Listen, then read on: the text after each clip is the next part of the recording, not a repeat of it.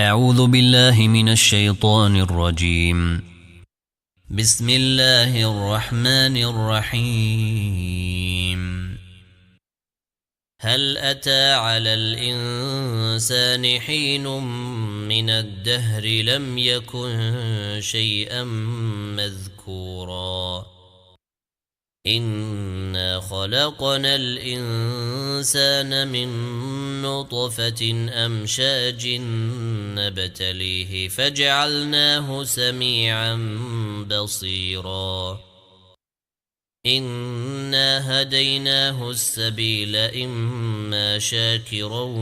وإما كفورا إنا أعتدنا للكافرين سلاسل وأغلالا وسعيرا إن الأبرار يشربون من كأس كان مزاجها كافورا عينا يشرب بها عباد الله يفجرونها تفجيرا يوفون بالنذر ويخافون يوما كان شره مستطيرا ويطعمون الطعام على حبه مسكينا ويتيما وأسيرا إنما نطعمكم لوجه الله لا نريد منكم جزاء ولا شكورا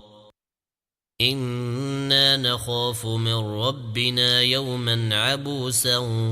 قمطريرا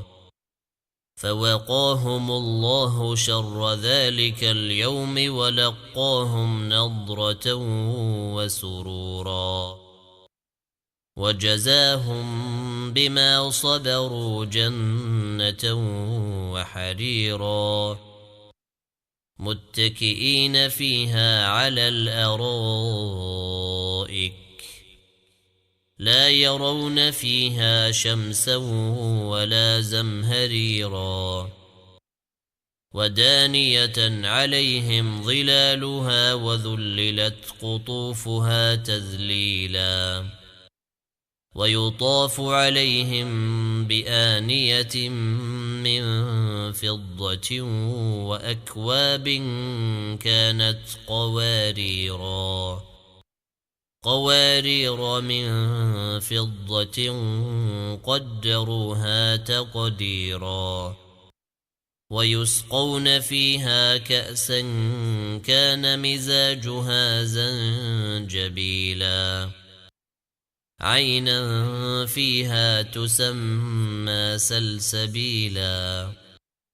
ويطوف عليهم ولدان مخلدون إذا رأيتهم حسبتهم لؤلؤا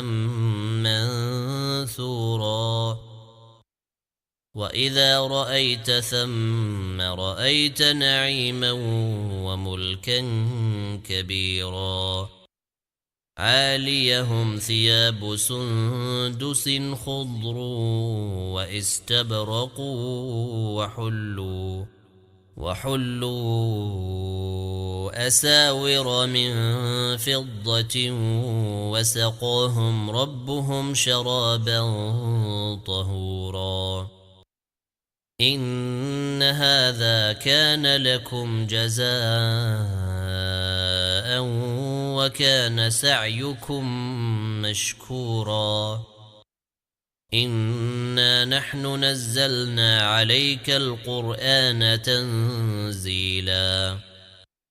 فاصبر لحكم ربك ولا تطع منهم آثما أو كفورا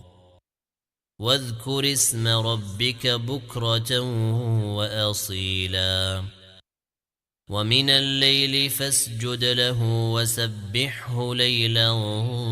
طويلا إن هؤلاء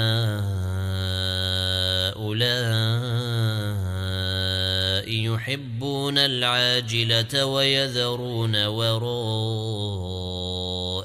يوما ثقيلا نحن خلقناهم وشددنا أسرهم وإذا شئنا بدلنا أمثالهم تبديلا إن هذه تذكرة فمن شاء اتخذ إلى ربه سبيلا وما تشاءون إلا أن يشاء الله إن الله كان عليما حكيما يدخل من يشاء في رحمته والظالمين أعد لهم عذابا أليما